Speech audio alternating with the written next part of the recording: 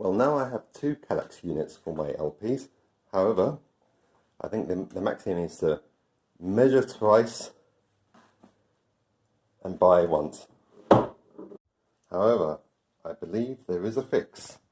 First of all, unscrew one side and take the screws out of the other side. I have some assorted dowels.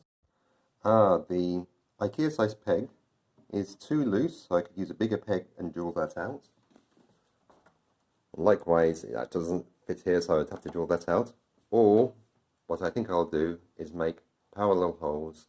This way, this conversion will be reversible in the future. And using a drill block to line up the holes properly.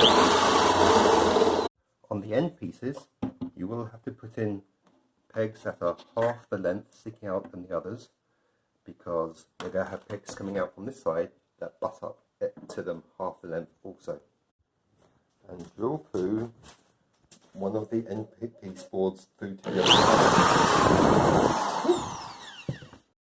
And now we line up the centre pieces and hope they fit. Let's give it a little push and see what happens. And voila! The elusive 2x8 Kallax unit.